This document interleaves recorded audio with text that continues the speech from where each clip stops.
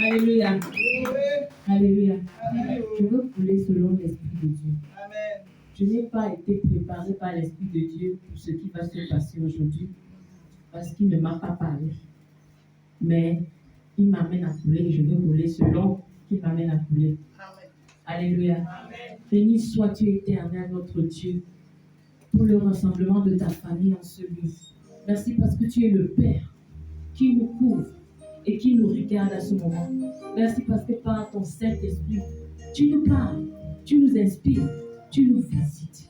Tu prends de nous, tu donnes au Père et tu prends du Père pour nous donner. Merci Seigneur Jésus-Christ, toi le chef de l'Église.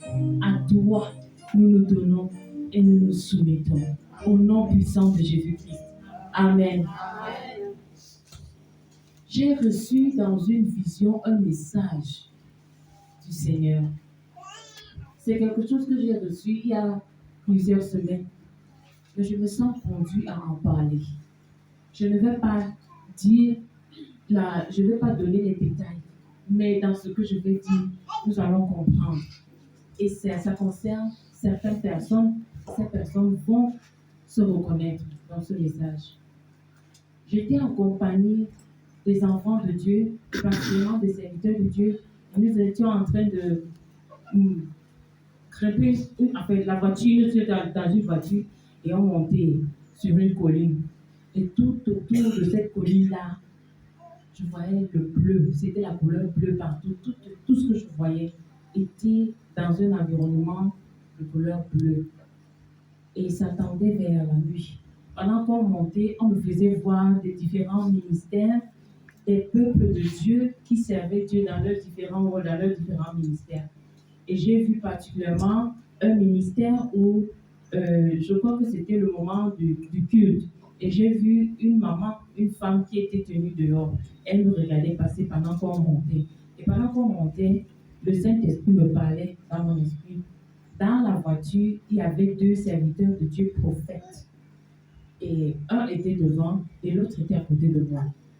Et j'ai entendu la voix du Saint-Esprit me dire, ce n'est pas quelque chose qui se passe généralement dans mes rêves, mais j'ai entendu le Saint-Esprit me dire, ces deux voix parleront au sommet du Cameroun. Ces deux voix prophétiques qui sont avec toi dans la voiture parleront au sommet du Cameroun. Et ils vont parler pour les choses qui affecteront la nation, de la même manière que Samuel parla pour Israël. Et lorsqu'il m'a dit ça, il m'a dit que ces choses que tu vois, ces personnes que tu vois, sont connectées au ministère dans lequel tu te trouves.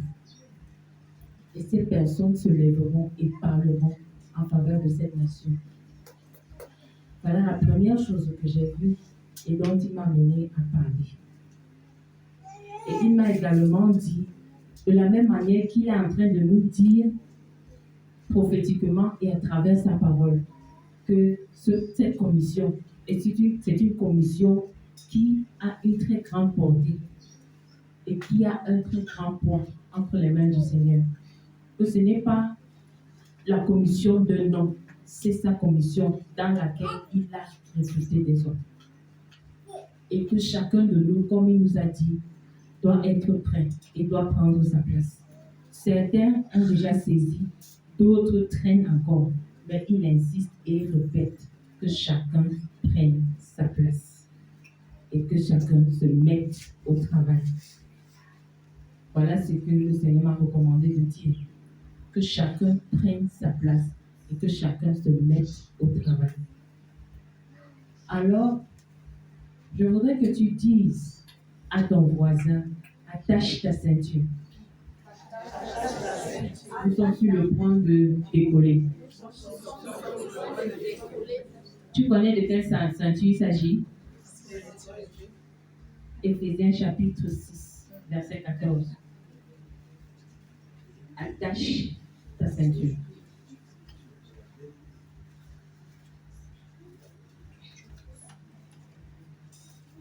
Pourquoi est-ce que nous attachons les ceintures? Pourquoi? Je vais demander à un enfant. Il répond, pourquoi est-ce qu'on attache les ceintures? Non, il n'y a pas derrière toi. Oui. Pourquoi on attache la ceinture? Pourquoi toi tu attaches la ceinture? Pour ne pas avoir d'accident. Il a très bien répondu. Pour ne pas avoir d'accident. Ça dit qu'il est très. Il a répondu comme un adulte. Merci, t'asseoir. C'est vrai, des accidents désagréables, que ce soit dans la voiture, que ce soit dans l'habillement. Nous ne voulons pas avoir d'accident. Nous ne voulons pas avoir d'embarras. De la même manière, Éphésiens 6, verset 14 nous dit qui est là? Éphésiens 6, 14. Éphésiens 6, 14. Il est écrit. Tenez donc ferme, ayez à vos reins la vérité pour ceinture. Revêtez la cuirasse de la justice. Alléluia. La ceinture, là, c'est la vérité. Alors, le chrétien est appelé à être revêtu de la ceinture de la vérité. Ça veut dire que ce que nous mettons là pour tenir notre appareil spirituel, c'est la vérité. Alléluia. Jean 14, 23.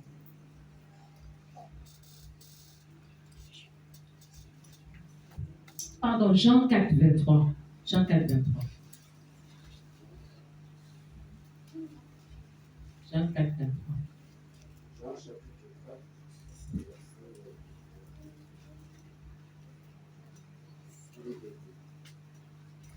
Mais l'heure vient, et elle est déjà venue, où les vrais adorateurs adoreront le Père en esprit et en vérité. Alléluia. En esprit et le thème de notre année, c'est adorer le Seigneur qui recherche des adorateurs qui l'adoreront en esprit et en... Voilà un pan que nous ne prêtons pas souvent attention, à laquelle nous ne prêtons pas souvent attention, mais qui est capital et qui est essentiel. Pourquoi? Parce qu'il ne s'agit pas juste d'adorer le Seigneur, mais le Seigneur veut la vérité dans l'adoration. Il veut que nous soyons vrais selon lui. Et quelle est cette vérité dont il nous parle? Jean 14, 6.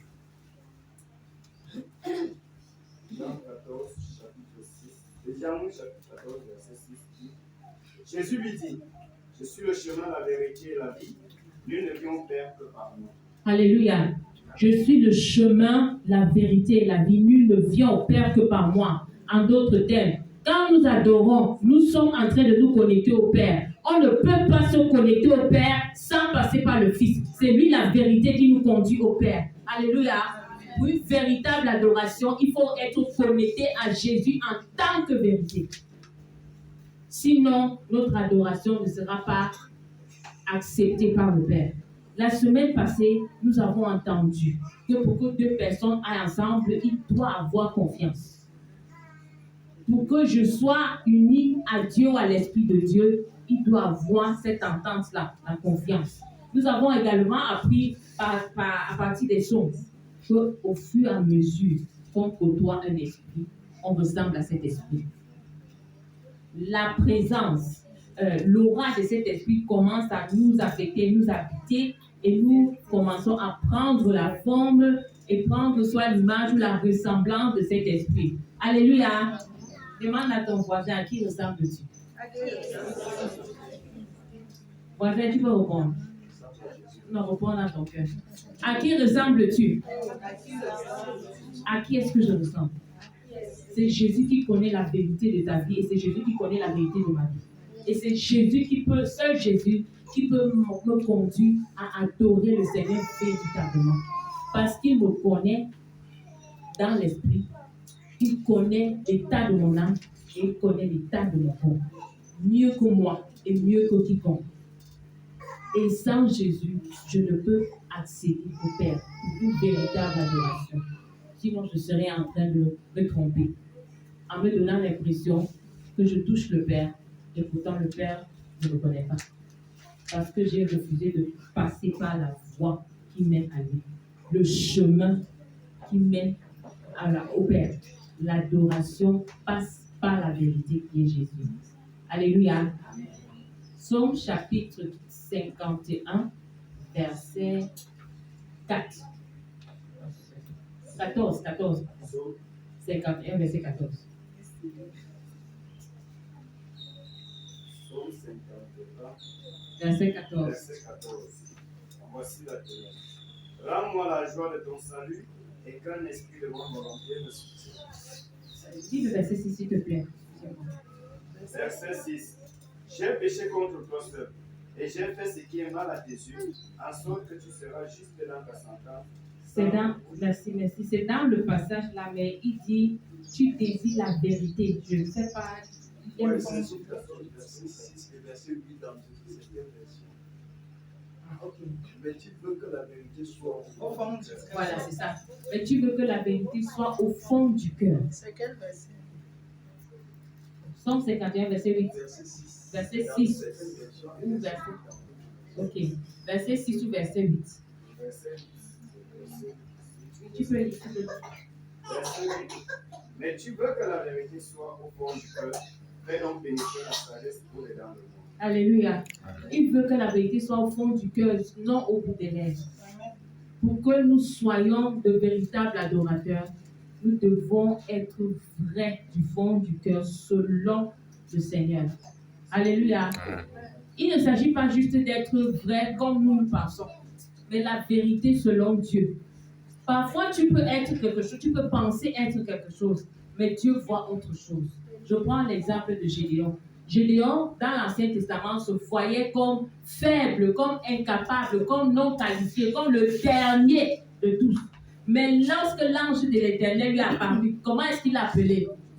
Vaillant. Vaillant. Donc, selon tes yeux, selon ton impression, tu es faible. Mais selon l'Esprit de Dieu, tu peux être vaillant. Alléluia. Ça, c'est la vérité de Dieu, qui n'est pas ta vérité, qui n'est pas ma vérité. Nous devons embrasser la vérité de Dieu pour pouvoir marcher avec lui. Psaume 45, verset 4. Psaume 45, verset 4. Vaillant guerrier, sonne ton épée, ta parure et ta gloire. Verset 7. Oui, ta gloire, sois vainqueur, monte sur ton char, défends la vérité, la douceur et la justice. Alléluia. Nous allons commencer avec Éphésiens chapitre 6, verset 14. Le revêtement de l'enfant de Dieu, du guerrier, la ceinture de la vérité. Ici encore, nous sommes en train de voir qu'il nous est recommandé d'être habillés et prêts pour aller défendre la vérité. Et je bénis le Seigneur parce que le son de ce matin nous parlait exactement de ça. Le Seigneur est à la recherche du peuple qu'il a engagé pour son combat. Il ne t'a pas engagé pour aller te perdre comme Jonas. Non. Il attend quelque chose de toi. Le salut d'un peuple dépend de toi. La joie d'un peuple dépend de toi. Il y a un peuple qui est en train de crier quelque part. Et pourtant, Dieu a déjà répondu et la solution se trouve en toi. Mais où es-tu? Que fais-tu? Est-ce que tu vis la vérité de Dieu ou non? Lorsque nous avons commencé, Jésus dit, je suis le chemin, la vérité et la vie. Nul ne vient au Père autrement que par moi. Il y a quelques semaines, j'étais en train de prier et le Seigneur m'a dit, c'était ici un dimanche, pendant que nous adorions, le Saint-Esprit m'a dit, prie que chaque personne ici ait une rencontre avec l'Esprit de vérité. Pas juste l'Esprit de Dieu, mais l'Esprit de vérité. Parce que lorsque nous rencontrons l'Esprit de vérité, il y a certains mensonges qui vont tomber automatiquement de nous. Et ces mensonges-là vont disparaître de nos vies. Nous nous sommes donné tellement d'arguments, peut-être, pour rester dans certaines situations. Nous avons pris le temps pour expliquer d'autres situations. Nous avons expliqué les situations autour de nous pour nous arranger. Mais le Saint-Esprit dit non, celui qui est appelé pour être mon instrument doit chercher ma vérité, il doit marcher selon ma vérité. Et ma vérité se trouve dans ma parole. J'aimerais que chaque personne tienne sa Bible. Que chaque personne lise sa Bible.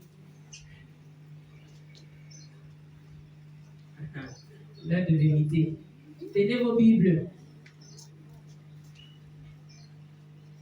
Voilà la vérité qui commence à sortir.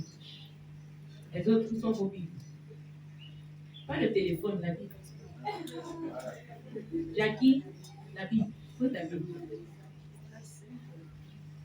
Voilà. Tu vas regarder ta Bible et dire que c'est toi la vérité de Dieu pour moi. C'est toi la vérité de Dieu pour moi. Je ne dis pas que tu regardes le bleu, noir, si c'est la couleur, là, tu lui parles. Non, c'est la parole qui est dedans à laquelle tu t'adresses. C'est toi la vérité de Dieu pour moi. C'est toi la vérité de Dieu pour moi. Parce qu'en toi Se trouve le Fils le Fils qui est la parole de Dieu. qui est la parole de Dieu. Alors je dois m'unir à toi Alors je dois m'unir à toi pour vivre pour vivre et pour adorer le Père et pour adorer le Père en esprit en esprit et en vérité. et en vérité. C'est enregistré au ciel ce que tu viens de déclarer. Amen. Alors le Saint-Esprit aura les yeux et le regard sur toi si tu t'amuses. Amen. Tous ceux-là qui n'ont pas de Bible, voilà le premier problème que tu as avec vous. Tu viens dans la présence de Dieu et tu n'as pas de Bible. Voilà comment tu traites Dieu. Ce n'est pas la vérité de ta vie. Tâche à venir dans sa présence avec ta parole. C'est comme un élève qui va à l'école sans sens. Un cahier. Et quand on vient, je suis né de Dieu, alléluia, j'ai laissé ma Bible. Voilà la vérité qui commence à sortir. Amen. L'esprit de vérité. Demande à ton voisin, est-ce que tu aimes la vérité? Est-ce que tu aimes la vérité? On se dit comme ça, mais quand la vérité commence à sortir, là, l'esprit continue. Est-ce que tu aimes la vérité? Est-ce que tu aimes la Je vais vérité? vous prendre mon exemple. Je ne veux pas prêcher sur quelqu'un, je vais prêcher sur moi. Le Saint-Esprit m'a dit, c'est cette semaine. Oui, je crois que c'est cette semaine. Il m'a fait voir à travers un rêve. Je croyais avoir compris le rêve, mais plus tard, il m'a interprété. J'ai vu deux serviteurs de Dieu. Un est un évêque, l'autre est son fils spirituel. Ils sont venus vers moi dans le rêve. Et l'évêque, il m'a appelé, je suis venue et je me suis accroupie comme un enfant qui s'accroupit au pied du père et le père se met à le tapoter là. Après, je me suis vue en train de me coucher et le fils spirituel est venu vers moi et il m'a regardé. Il était en costume comme papa Wanji. Il est venu vers moi, il me regardait, je me demandais est-ce que ça va? Est-ce que ça va? Est-ce que ça va? J'avais l'impression de quelqu'un qui prépare une chirurgie. Il était en costume, mais il parlait comme un anesthésiste ou alors un chirurgien. Alors, parce que je me suis demandé mais pourquoi est-ce que je suis couchée?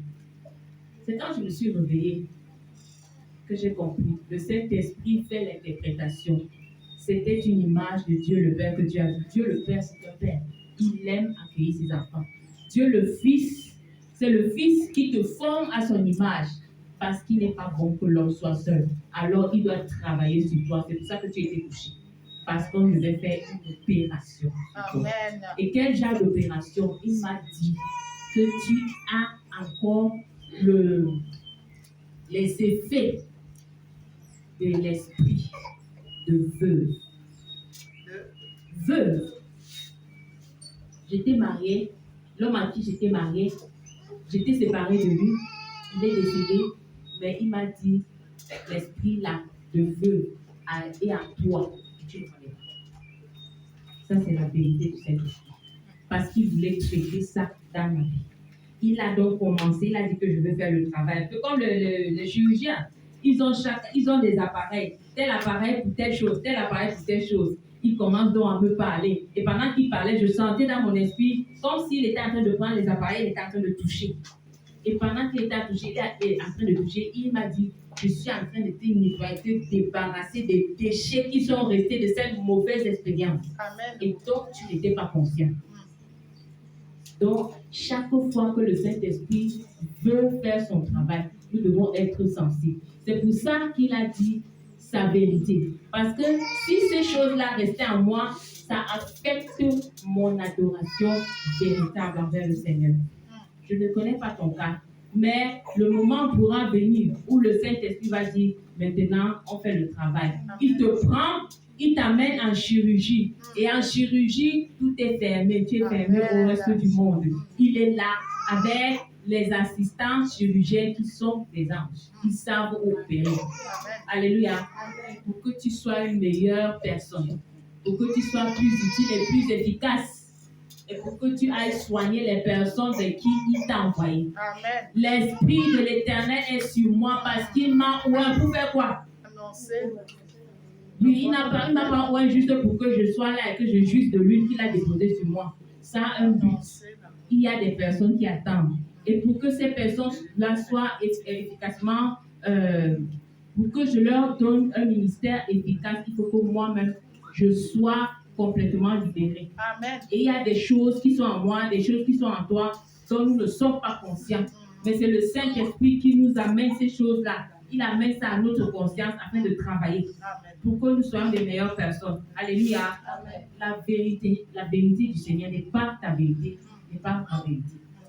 Il faut une rencontre avec l'Esprit de vérité. Quand il commence à faire ce genre de travail, rejouis-toi. Il faut être dans la joie. Parce que la personne que Dieu aime, quand il commence à voir ici, c'est la saleté, il enlève. Ici, il y a tes déchets, il enlève. C'est parce qu'il veut ton intérêt et il veut que tu sois meilleur que ce que tu es. Alléluia. Mais si tu n'aimes pas la vérité, tu vas traîner, tu vas rester sur place. Et si tu dures, les autres vont venir te dépasser. Et pourtant, ce n'est pas ce qu'il veut.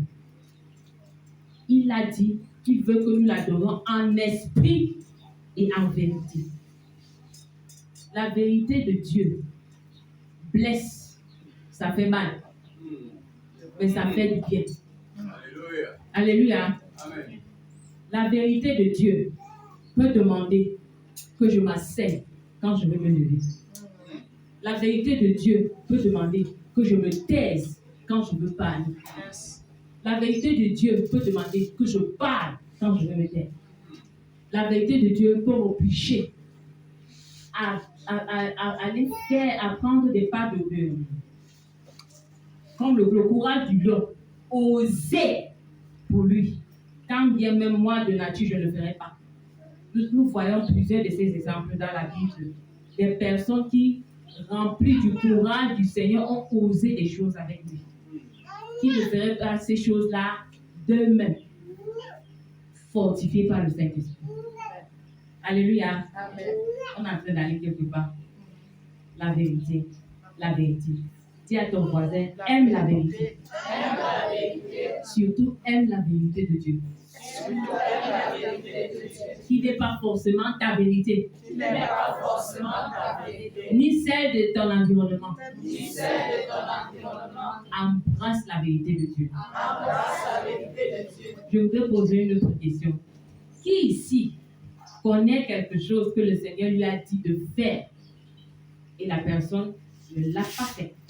Tu connais que le Seigneur t'a dit, tu sais dans ton cœur, il t'a donné soit une instruction, soit il t'a dit de faire quelque chose. Tu sais que tu dois faire cette chose-là. Tu ne l'as pas fait.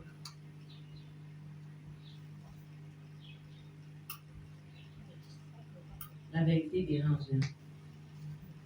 Mais c'est la vérité. Je ne suis pas en train de chercher à nous embarrasser parce que le Saint-Esprit témoigne en toi. Je n'ai pas besoin de te chercher. À moins que le Saint-Esprit te cherche par moi. Mais si il t'a donné une instruction et il t'a dit de faire quelque chose et que tu es encore en train de retarder, je ne souhaiterais pas être à ta place parce que s'il passe à l'étape supérieure, tu risques de pleurer. Alors s'il t'a recommandé de faire quelque chose, obéis simplement. Détache-toi de ce qui est en train de te garder dans la désobéissance et obéis. Si tu as du mal à obéir, si c'est quelque chose qui te dérange, vois un pasteur, une maman, un aîné supérieur et présente-lui la chose. Et ils te donneront l'orientation. Amen. Amen. Mais ne reste pas là à dire que non, je ne le fais pas, j'ai peur, j'ai ci, j'ai ça. Quand Dieu a appelé Samuel, il était comment? Il était un aîné, n'est-ce pas? N'est-ce pas? Et certaines personnes. Vous connaissez Samuel? Qui connaît Samuel?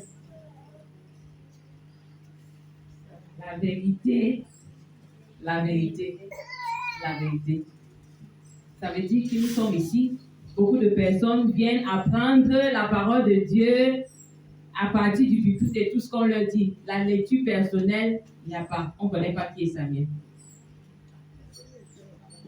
Non, on demande aux gens qui ne connaissent pas Samuel. Nous connaissons ceux qui connaissent Samuel.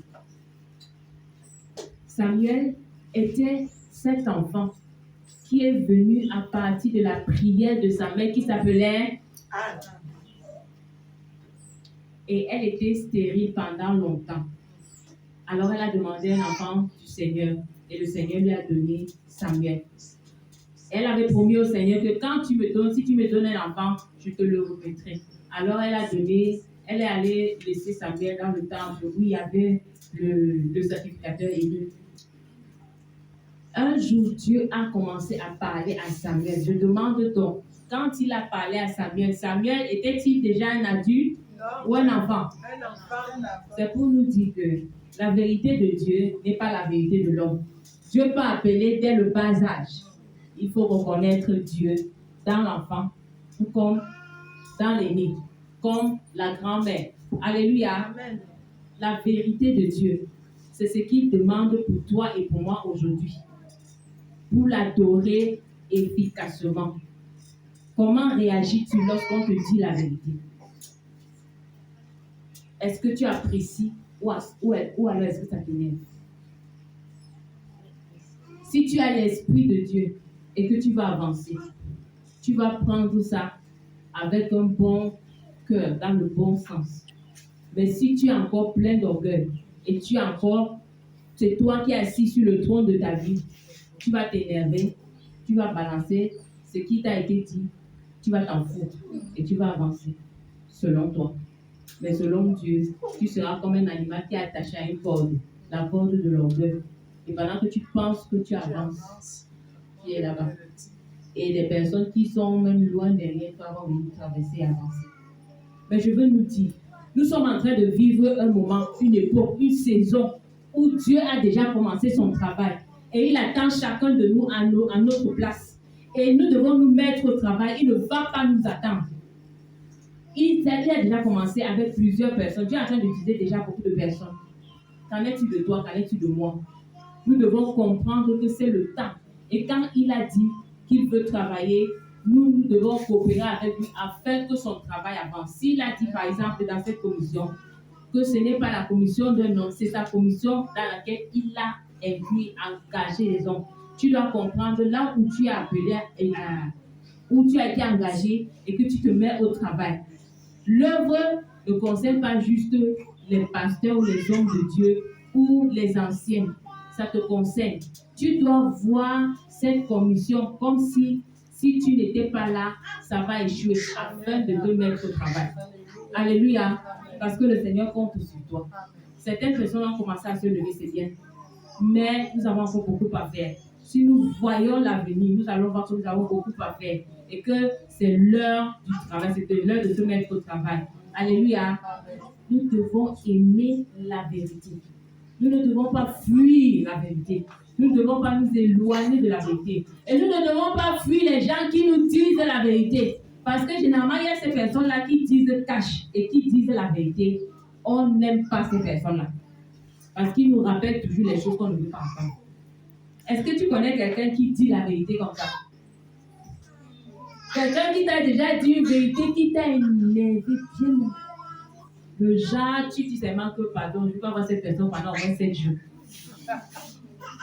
Parce que ça t'a énervé, mais quand tu es parti t'asseoir, tu t'es dit que c'est que la personne a dit la vérité. C'est vrai. C'est vrai. Même si je fais comme si je m'en fous, là, c'est vrai. Est-ce que tu as une telle personne? Tu connais une telle personne?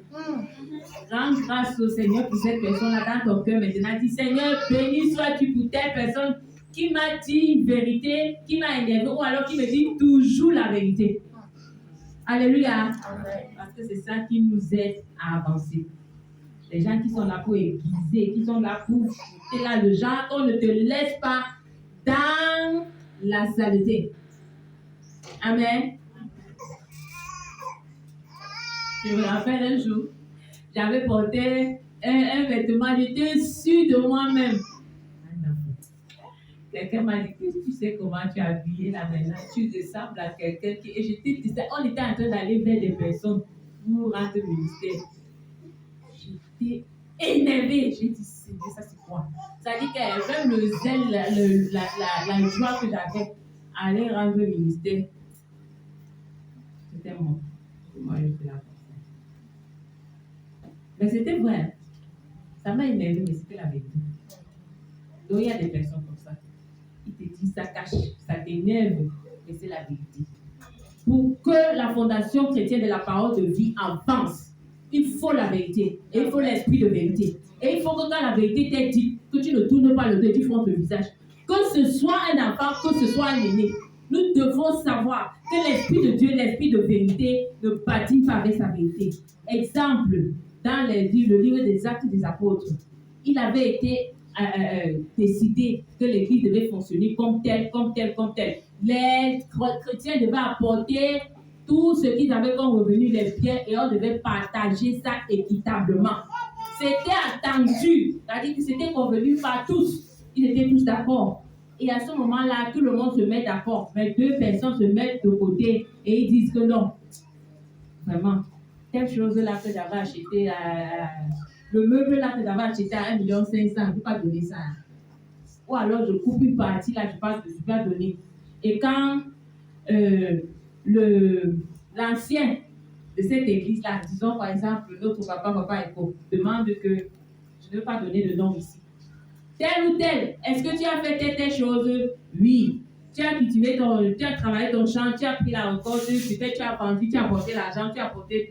Est-ce que c'est tout la récolte? Oui. Pourtant, tu sais que tu as mis l'autre côté, tu as mis une partie de côté, que tu t'en vas peut-être à un mariage là, tu veux faire, tu veux donner la nourriture là, ou ils veulent l'acheter pour le mariage coutumier. Mais tu dis que tu as tout fait. Le Saint-Esprit avait vu. Quand ils sont donc venus, c'est un couple, quand ils sont venus, c'est l'homme qui est d'abord venu. Il entre là, naïo, sûr de lui-même. Je suis sûr de toi, Jésus. Je suis sûr de toi, Jésus. Ce que tu as commencé, tu vas l'achever. Je suis sûr de toi, Jésus. Mon frère, est-ce que tu as apporté un oui, tu ne peux même pas savoir. Voilà, quand j'avais commencé, j'ai eu tel obstacle, j'ai eu tel problème, j'ai eu tel défi. Mais finalement, par la grâce de Dieu, j'ai surmonté cet obstacle. Le mot va sur je dis, voici la grâce. Il s'appelait Ananias. Sa femme s'appelait Saphira. Chouchou, elle entre à l'église. Je suis sûre de toi, Jésus. Je suis sûre de toi, Jésus. Ce que tu as commencé, Anti, tu vas l'achever. Je suis sûre de toi. Et tu connais les femmes quand on veut honorer, même si c'est dans le fond. Jésus. Quand on fait les couverts devant papa Pasto, que voilà l'argent, voilà sa cape. Je suis Bayam, c'est là. J'ai celle-là. Voici l'argent ici. Pourtant, tu as gardé l'autre jour pour une tontine là où tu as entendu que peut-être Chata bien va passer. Pas donné. Alors, le pasteur demande, tu es sûr, vous êtes sûr? Avant qu'elle entre, quelque chose s'était passé. Parce que l'homme a dit, j'ai pris l'argent et j'ai donné. Il pensait qu'il était en train de répondre à l'homme. Mais il était en train de répondre à l'autorité de l'église qui a vu le mensonge. Et là, sur place, il a frappé de mort. Elle est entrée ne sachant pas que son mari était déjà mort. Elle entre et elle répète le même mensonge. Ça, c'est la compatibilité dans le faux. Qui se ressemble? Si j'ai quelque chose de bien et j'attire quelqu'un vers moi qui a cette chose-là, on va s'entendre. Si j'ai quelque chose qui est à l'opposé de ce que j'ai, tu ne vas pas te sentir attiré vers moi. Mais ils se sont entendus, les complots, les complices dans le mal. Et le Saint-Esprit les a reconduits. L'esprit de vérité. Et il revient nous dire, si nous ne voulons pas vivre dans la vérité, lui, il nous connaît chacun de nous, dans nos vies, au tréfonds de notre être, dans nos maisons, dans ta chambre, quand personne n'est là, il te voit. Est-ce que tu es aussi vrai dans ta chambre que tu l'es ici? Est-ce que tu es aussi vrai ou ailleurs qu'au milieu des enfants de Dieu? Nous sommes l'heure de la plaisanterie est revenue. Je vous assure, l'époque dans laquelle l'Église vit maintenant, l'époque a changé. Et je veux vous dire quelque chose par rapport à la vérité. L'heure est arrivée où on va adorer le Seigneur en esprit, en vérité. Pendant que tu es en train de l'adorer, il va demander est-ce que c'est vrai? Et il va t'examiner selon sa vérité. Si tu es en train de mentir, il va t'exposer. Si tu es en train de faire le faux, il va t'exposer. Nous parlons là de son adoration. Dieu ne blague pas avec son adoration. Si tu connais quelqu'un qui est appelé au ministère de l'adoration, amène cette personne à prendre cela très au sérieux. Toi-même ne blague pas. Amène la personne à marcher en conformité avec la vérité de Dieu. Parce que c'est quelque chose qui touche directement avec la personne de Dieu. Dans ta présence même au ciel, c'est l'adoration qui se passe. Et toute personne qui prétend être son adorateur sur la terre doit connaître l'atmosphère qui est autour de lui dans son trône, afin de faire vivre cette atmosphère-là. Si tu ne vis pas la vérité, c'est un grand problème. Bien-aimé, hier, j'ai eu mal au cœur. Quand j'ai suivi cette nouvelle, peut-être certains d'entre vous le connaissent déjà, que la chante, le ministre de l'Éternel qui a composé ce chant que nous aimons beaucoup, et vous aimez, est décidé. Subitement, avant-hier. Quand j'ai lu l'histoire et ce qu'on expliquait, je n'ai pas cru. J'ai dit que c'est faux. Je n'ai pas cru. D'aucuns disent que c'était le cancer de la gorge. J'ai dit que non, c'est pas possible. Quelqu'un qui chante à l'honneur de l'Éternel, le cancer, je n'ai pas cru. Après, l'autre histoire est sortie que c'était juste pour camoufler la vérité. Et qu'elle était la chante de l'Éternel, mais elle vivait une vie triste dans son foyer. Donc, le couple, elle souffrait. Son mari la maltraitait. Servant de l'Éternel, chante de l'Éternel.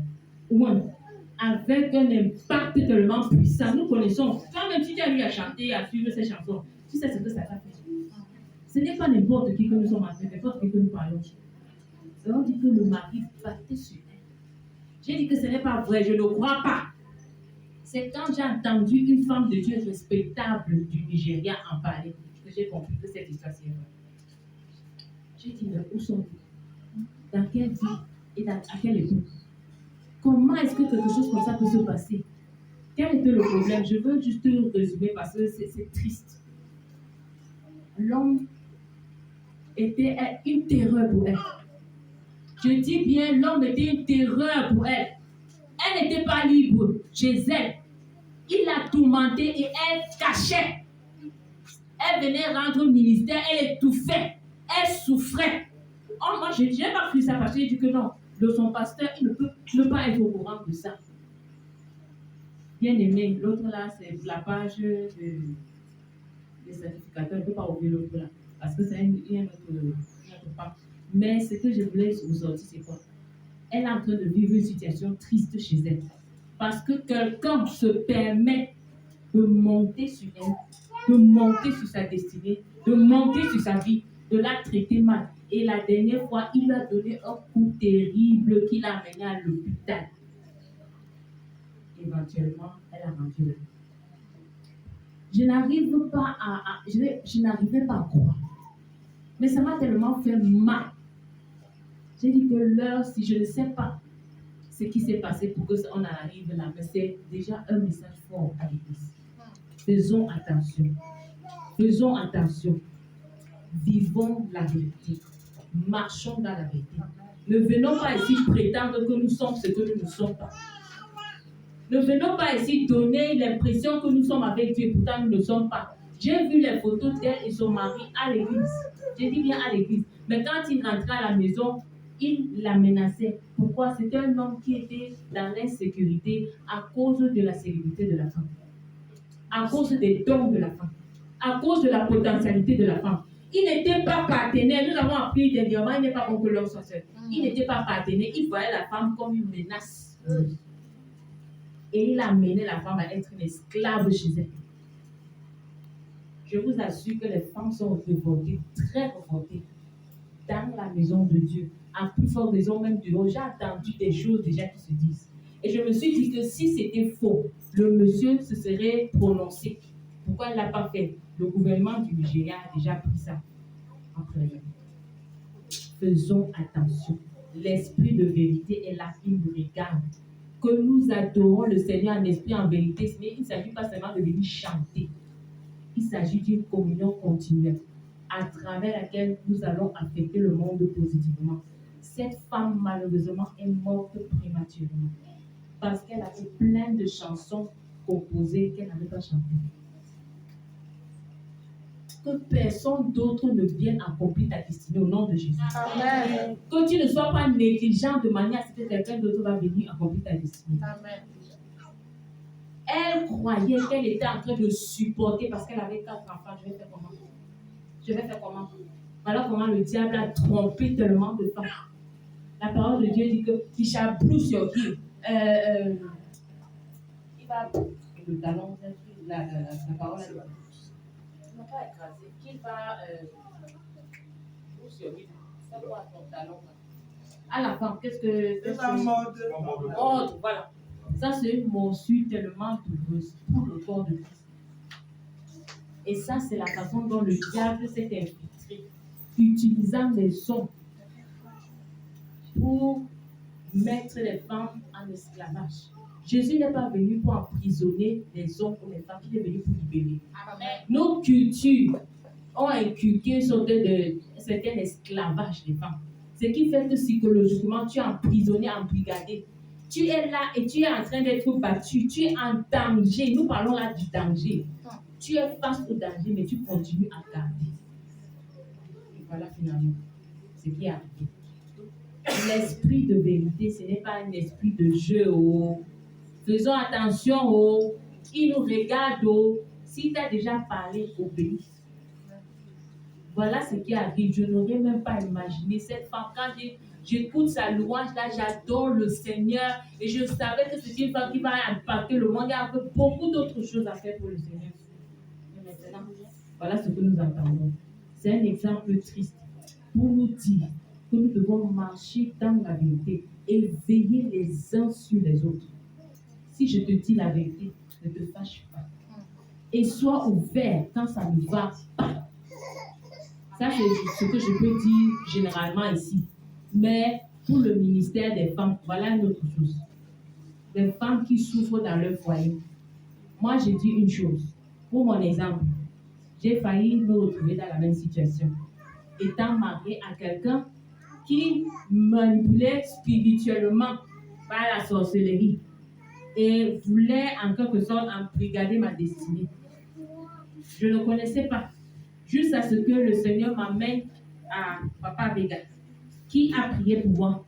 À ce moment-là, il a prié et j'ai été délivrée de cet esprit. Et quand j'ai été délivrée, il m'a donné un conseil qui semblait sonner mal.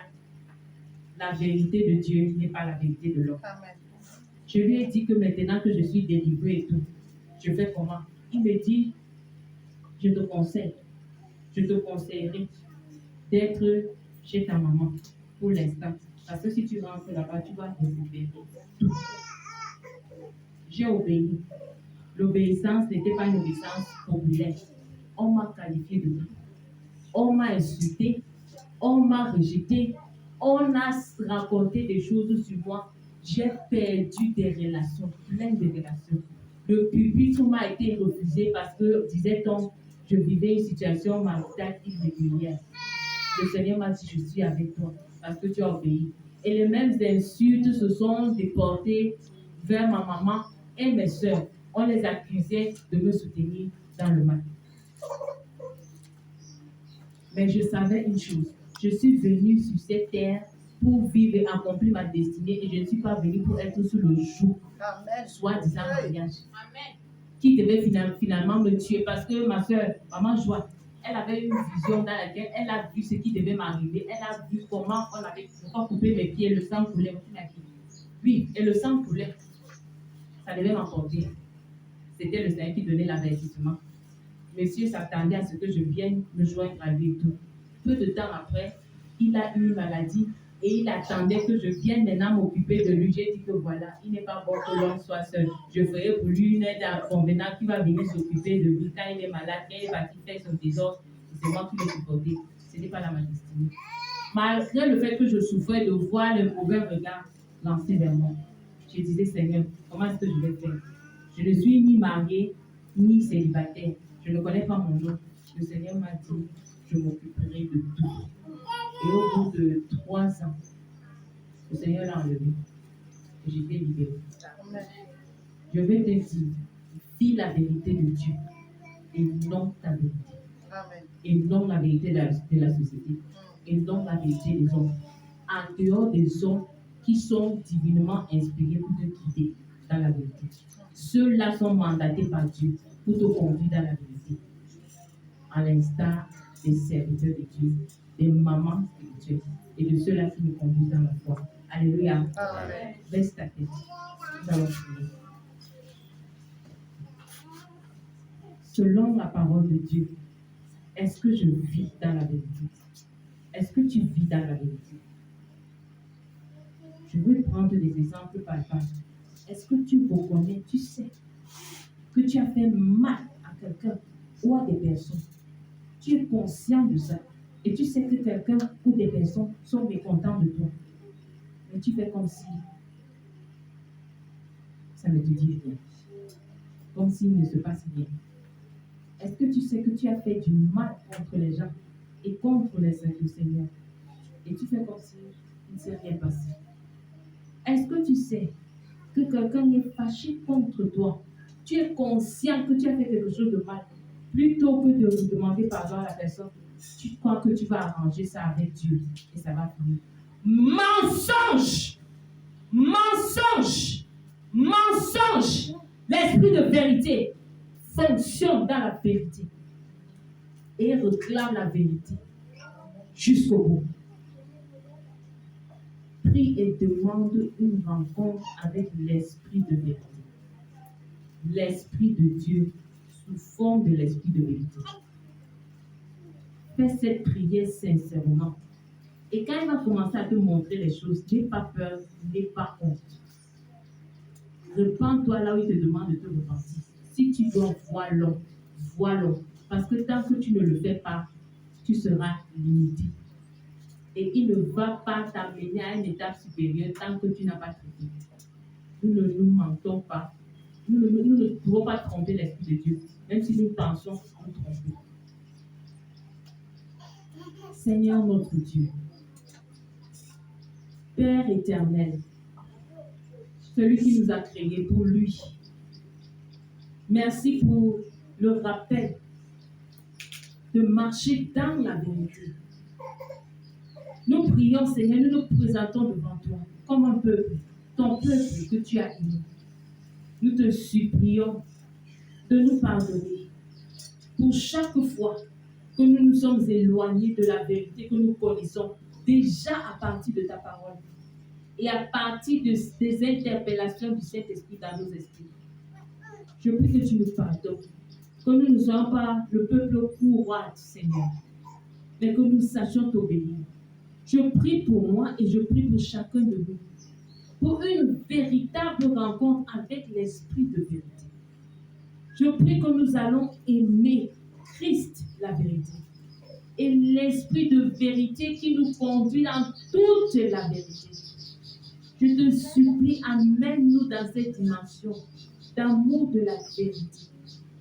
Et que nous n'allons pas le faire par peur, mais par amour pour toi. Et parce que nous voulons te ressembler davantage.